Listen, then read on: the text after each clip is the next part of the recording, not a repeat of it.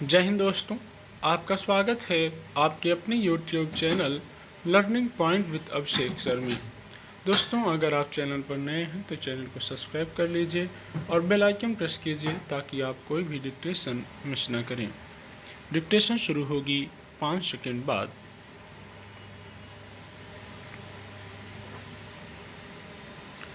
हाल ही में संघ लोक सेवा आयोग के परिणाम के बाद पूरे देश में एक खुशी की लहर दौड़ती दिखी। शीर्ष 4 स्थानों पर लड़कियों ने परचम लहराया। 933 सीटों में से 320 पर लड़कियां उम्मीदवार आगे आईं। पिछले वर्षों की अपेक्षा यह प्रतिशत लड़कियों के पक्ष में बढ़ा है। जाहिर है यह परिणाम स्त्री समुदाय की दृष्टि से और देश के हित में बेहतर है, मगर स्त्रियां आधी आबादी होने के बावजूद 50% का आंकड़ा नहीं छू पाई हैं।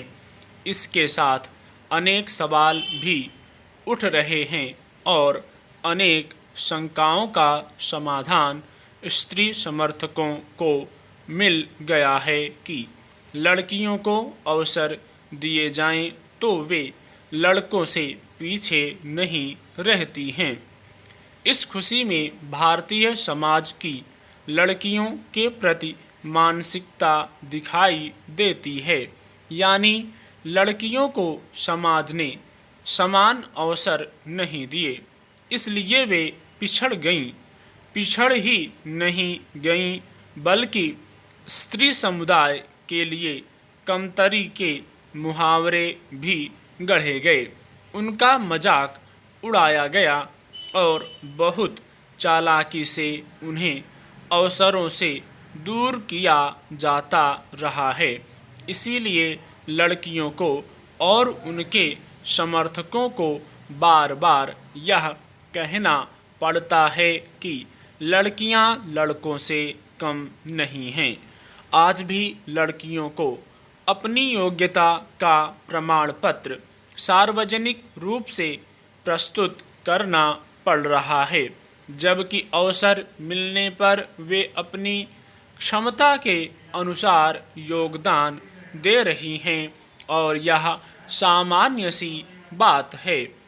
इस संदर्भ में देखें तो अवसरों की समानता लड़कियों को ही क्यों, देश के हर नागरिक को मिलनी चाहिए जिनका इतिहास में दमन शोषण किया गया और वे आज भी विभिन्न तरह की असमानताएं झेलने को जो विवश हैं। जो 4 लड़कियां संघ लोक सेवा आयोग के परिणाम में आगे आई हैं, उनके माता पिता ने उनके साथ शायद किसी तरह का भेदभाव नहीं किया होगा। इसके अलावा वे ऐसे क्षेत्रों से भी अधिक हैं जहां शिक्षा की सुगम व्यवस्था और इस कठिन परीक्षा को चुनौती देने के लिए वातावरण की अनुकूलता उनके परिवारों से मिली होगी।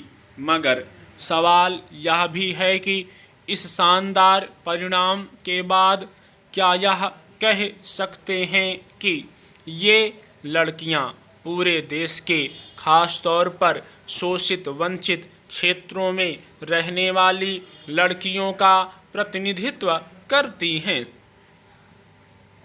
सवाल यह है कि उच्च पदों पर पहुँचे कितने लोग होंगे जो पिछड़े माहौल में रहने वाली लड़कियों के बारे में जानते होंगे और उनके बारे में जो सामाजिक अवसरों की असमानता के कारण पिछड़ गईं। उन लड़कियों और उनकी माँओं की संख्या इतनी अधिक है कि उनके आंकड़े इकट्ठा करना जरूरी नहीं समझा गया। जो पिछड़ गईं तो उनमें से बहुतों को तो बोध तक नहीं है कि उनकी नस्ल ने देश में झंडा गाड़ा है।